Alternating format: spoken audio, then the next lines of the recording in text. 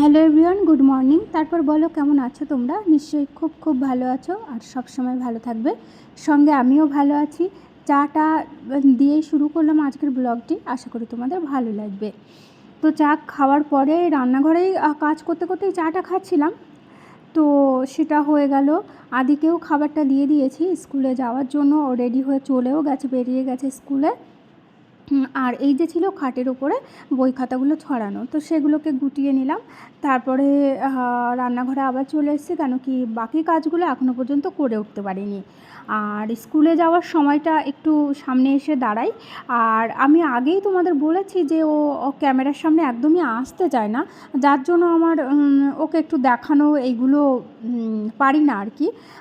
আমার তো খুব ইচ্ছা হয় যে এইগুলো তো অ্যাকচুয়ালি আমার কাছে যেটা মনে হয় যে একটা স্মৃতি, যে ছোট থেকে বড় হচ্ছে, আগে কিভাবে স্কুলে যেত, কখনো দেখার ইচ্ছা হলে এইগুলো দেখতে পাবে। তো যাই হোক, সেটা আর হয় না একদমই। যখন আমি একটু একটু করে ভিডিও নিই সেটা খুবই চুপিসারে, ওকে জানাই না। পরে দেখলে আবার যদিও জেনে ফেলে যে আমি ওকে ভিডিও করেছি, তাহলে পরে ভীষণই আবার খটখট করে, পছন্দ নয় আর কি, কোনো মতেই ক্যামেরার সামনে আনা খুব মুশকিল ওকে। তো যাই হোক, চলে যাওয়ার পরে বই খাতাগুলো গুছিয়ে তোমাদের বললাম যে আমি কাপগুলো ধুয়ে নিচ্ছি। এটা আমি মাঝে মধ্যে ধুই একটু ভালো করে। সাদা জিনিস তো একটু সময় দিয়ে ডলে পরিষ্কার করলে বেশ ভালোই লাগে দেখতে, এই জন্য আমি একটু সময় নিয়েই ধুচ্ছি। আর প্রত্যেকটা কাপ সেট আমার বেশিরভাগটাই সাদা, কেন কি অনেক রং বেরঙেরও ভালো লাগে, তবে আমার কর্তামশায়ের রং বেরঙের খুব একটা ভালো লাগে না, তার ব্যক্তিগত ব্যাপার। ওই জন্য কাপগুলো আমার বেশিরভাগই সাদা। তো যাই হোক, আগে ছিল একটু কালারফুল, সেগুলো ভেঙে গেছে, আর সেগুলোকে নতুন করে কালার দেখে কিনিনি, সবই সাদা। আর এখানে দেখাচ্ছি যে আমি বিস্কিট ভরছি, বিস্কিটটা অনেক দিনের আর কি। ডার্ক ফ্যান্টাসি এতটাই মিষ্টি যে পড়ে রয়েছে। আসলে ওর বাবা এনেছিল আদির জন্য যে ও খাবে, কিন্তু ও মিষ্টি বিস্কিট একদমই খেতে চায় না। চায়ের সঙ্গে একটু ওর মারি বিস্কিটই বেশি ভালো লাগে। তো এই বিস্কিটটা সেই এদিক ওদিক গড়া খেয়ে বেড়াচ্ছে বলতে গেলে চলে, ওই জন্য আবার এই কৌটাই ভরে দিলাম, খেলে খাবে, দেখা যাক দেখি। না হলে এই মিষ্টি জাতীয় বিস্কিটটা না, সত্যি কথা বলতে চায়ের সঙ্গেও ভালো লাগে না। তো এদিকে আমার কাপগুলোর জলটা ঝরানো হয়ে গেছে, তাই জায়গা মতো এদেরকে রেখে দিচ্ছি।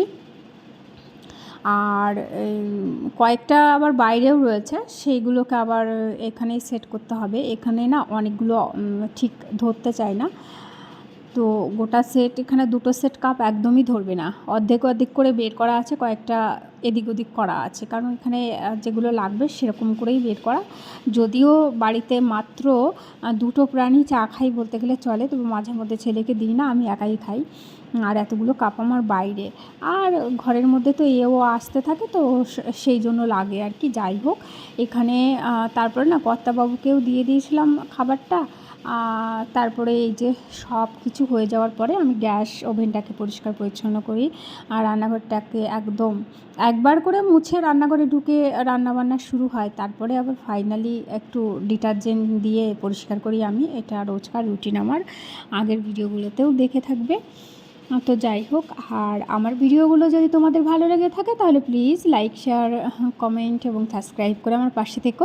যে বন্ধুরা আমার পাশে রয়েছে, আমাকে সাপোর্ট করেছো, তাদেরকে অনেক অনেক ধন্যবাদ আমার পাশে থাকার জন্য, আমাকে ভালোবাসার জন্য। তো এই স্ল্যাবগুলো পরিষ্কারের পরে কিন্তু আমার বেসিনটা পড়ে আছে, সেটাকেও মাজা ঘষা করব। আর আমি বেসিন সবসময় ডিটারজেন্ট দিয়ে পরিষ্কার করি, বাসন মাজার সাবান দিয়ে মাজতে আমার ভালো লাগে না, মনে হয় যেন পরিষ্কার হলো না, এরকমই একটা ফিল হয়।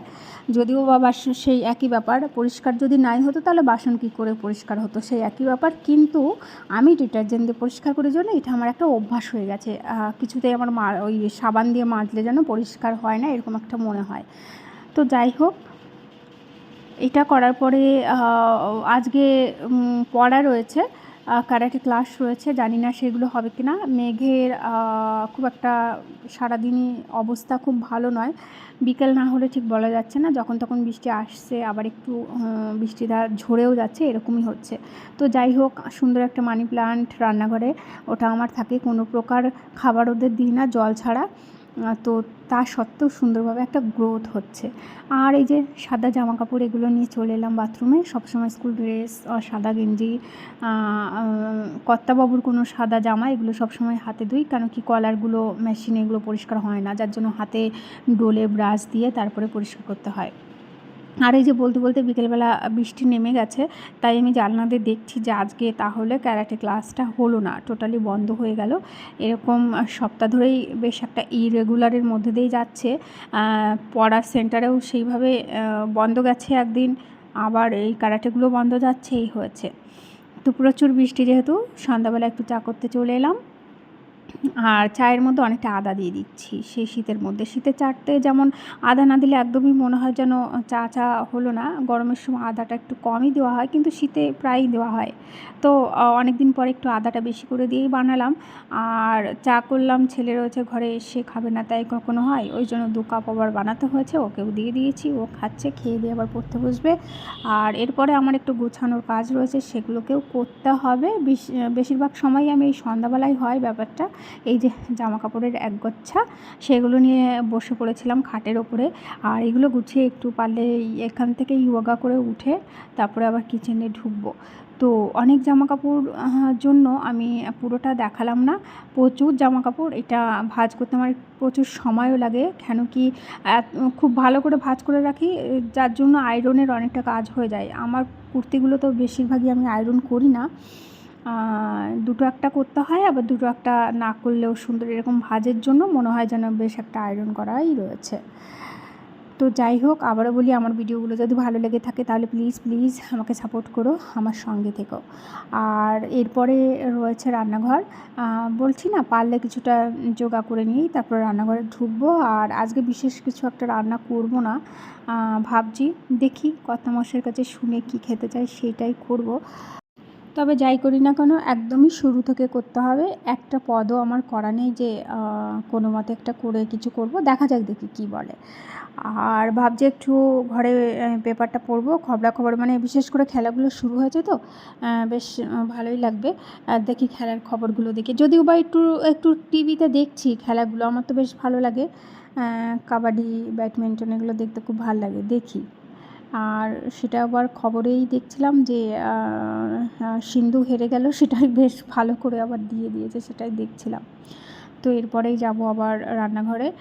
তো শুনে দেখলাম যে কি খাবে, বলল যে আজকে প্রেশার কুকারে অনেক সবজি দিয়ে ভাত খাওয়া হবে। আর এই যে হলো আমার থালা, আর আজকে এখানেই রাখছি, টাটা।